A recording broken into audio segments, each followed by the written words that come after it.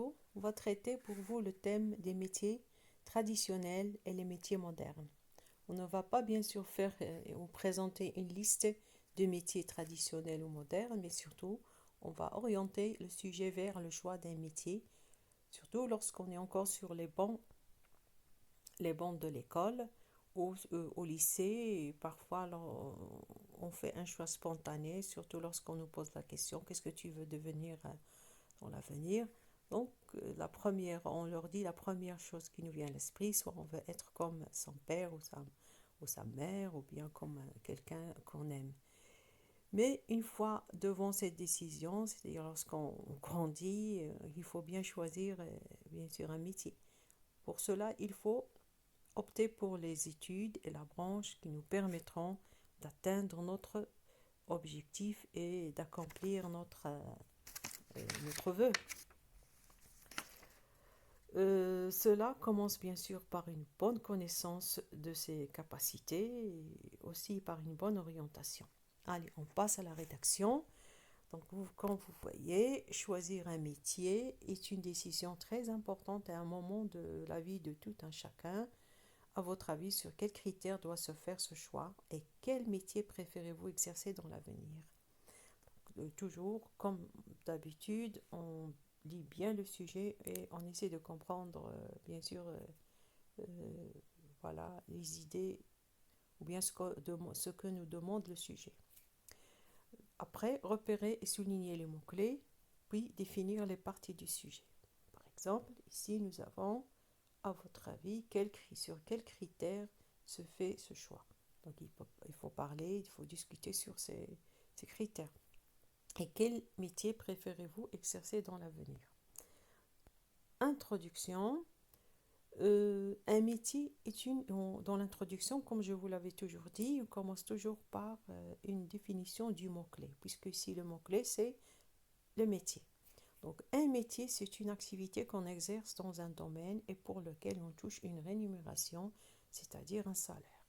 C'est-à-dire on exerce un métier, on fait une tâche et on est payé pour ça. Donc, qu'est-ce qui doit motiver ce choix afin que le travail devienne une source de profit, d'inspiration et d'épanouissement? Donc, euh, c'est vrai, on fait un travail pour gagner de l'argent, mais aussi ce travail doit être euh, aimé pour qu'il devienne une source d'inspiration, c'est-à-dire nous permettre d'évoluer et de s'épanouir. Donc, après la question de l'introduction, on essaie d'y répondre dans le développement. Pour certaines personnes, tous les métiers se valent, tant qu'ils rapportent de l'argent, c'est-à-dire de quoi vivre. Donc, pour certaines personnes, pour eux, n'importe quel travail, l'essentiel, c'est qu'il rapporte de l'argent. Donc, ou bien, pour d'autres aussi, c'est s'occuper et meubler son temps pour échapper à l'ennui. Oui, l'essentiel, c'est de travailler et de faire passer le temps. Aussi, d'après leur opinion, il n'est pas nécessaire d'aimer son travail. Heureusement, cette croyance ne fait pas l'unanimité, car une autre catégorie de personnes prétendent que le choix d'un métier est crucial, car lorsqu'on opte pour la bonne alternative, cela a un impact positif sur notre vie. Mais quand c'est fait sans réflexion, cela se répercute négativement sur notre vie. C'est-à-dire, pour certaines personnes, heureusement, ils sont beaucoup, c'est-à-dire faire l'unanimité, ils sont très nombreux à penser que le choix d'un métier est très important parce que, voilà, cela peut avoir des conséquences lorsque c'est bien fait, c'est bien choisi, cela peut avoir des répercussions, c'est-à-dire des conséquences positives sur notre vie. En effet, faire une tâche que l'on déteste est la pire des souffrances. Et c'est encore infernal lorsqu'on se trouve dans l'obligation de l'exercer durant toute notre vie. C'est-à-dire on ne peut pas faire un travail qu'on déteste et le faire toute sa vie. Ça devient c'est-à-dire infernal, comme un enfer. Ainsi, le choix d'un métier se base sur nos aptitudes, à savoir sur ce que nous aimons faire et surtout ce dont nous sommes capables.